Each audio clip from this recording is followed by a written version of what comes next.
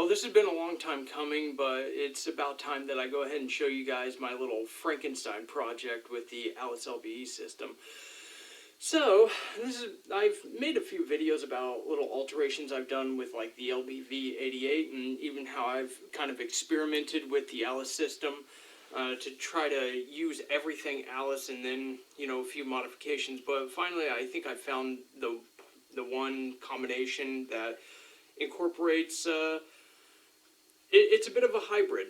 You've got the original ALICE pouches, obviously, but you also have a yoke. This is inspired by the British PLCE system, but both the system and this yoke are both inspired by that. But you can see it's got the M84, pattern from the Danish military. That's because on Sportsman's Guide they had these for like dirt cheap. For like a 3-pack of them, it was like $10. So you're not going to get a better price anywhere else on that. So I jumped on it, but I'd been wanting this system because it gives more points of contact, right? So you're able to actually support your LCE system a lot better. Now you can see the general design of this. If you know anything about the PLCE system the British use, then you'll know that they have 3 utility pouches in the back, and then they have 2 ammo pouches on each side. Now, the ALICE system is very efficient compared to modern MOLLE systems because most of the time it's going to be kind of hard to source triple magazine pouches. And what that means is it's really hard to find anything that holds more than 2 mags per pouch. So that kind of limits the amount of magazines that you're going to have on your system. And this is really designed for somebody that's going to be doing sustained operations for more than 24 to 48 hours, but might be away from their pack during the combat period. So,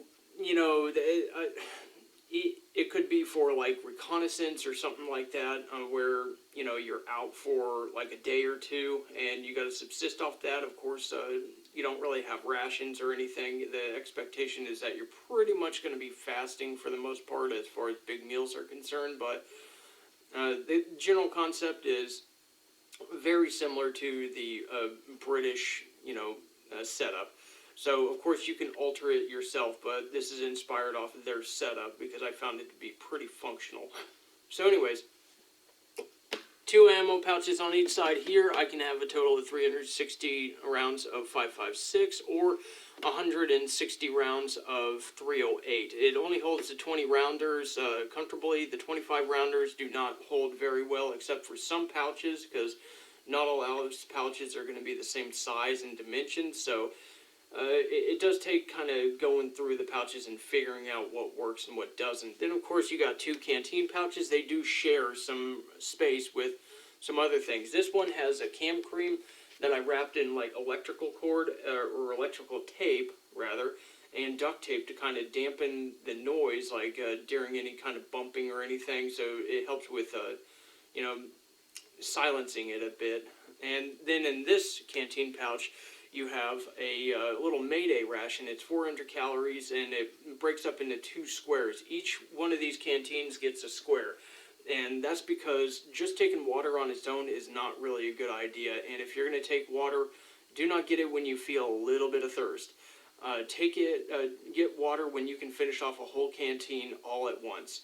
Wait until you're that thirsty, and also down a square of the ration that's in this pouch.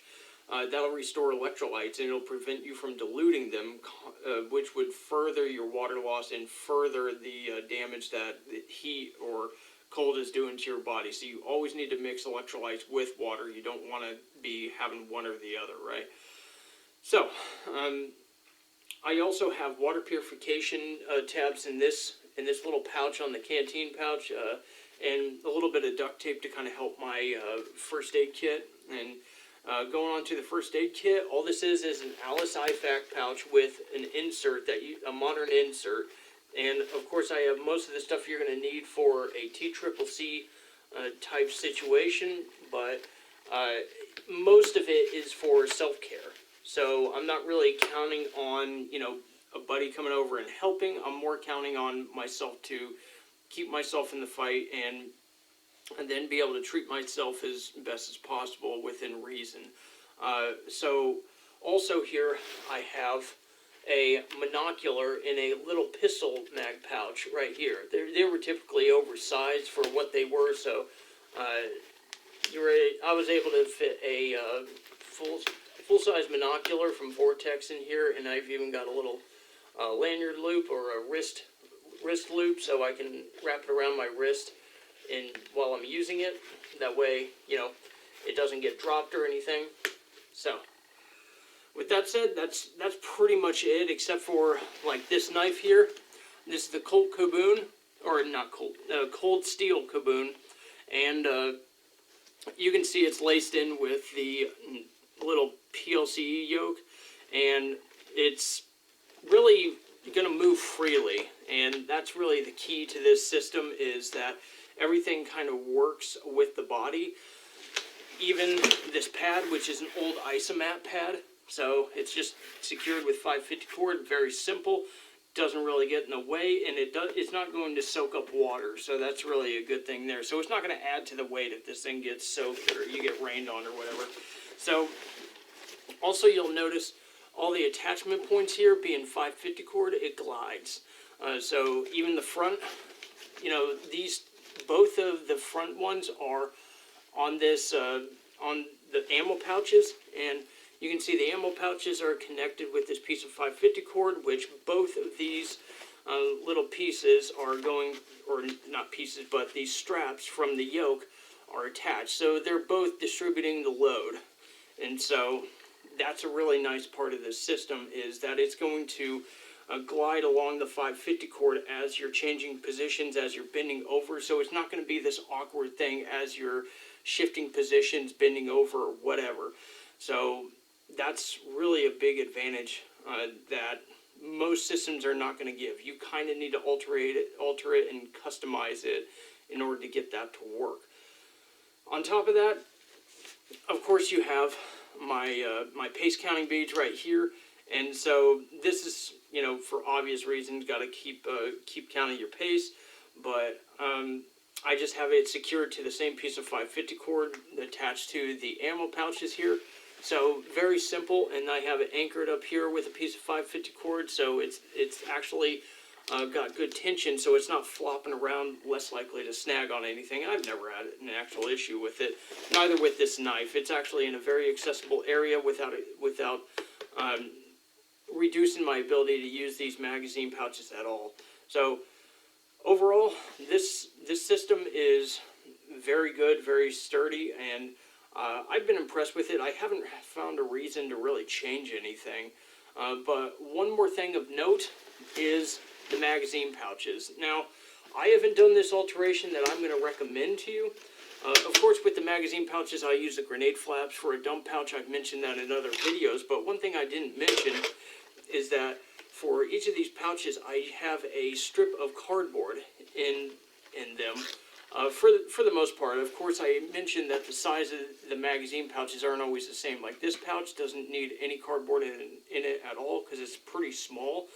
I don't know what date it was produced. Like, I can't see any of the writing, but can't even see if it's a LC1 or LC2 or whatever. But anyways, I've got two strips of cardboard on this one to maximize the tension, the isometric tension, because the problem I was having is when I would pull out a magazine, others would want to come with it just because of the friction that these mags have against each other because of these thick butt plates on them. So you grab one and they typically would want to come out, but this isometric tension keeps them in place. Even if you're in the prone, they won't typically fall forward very much. And you know, these have pretty much lost their tension because I've used them for a while, so they're a little bit frayed, but in general it still gives enough tension to where they're not going to come out very easily.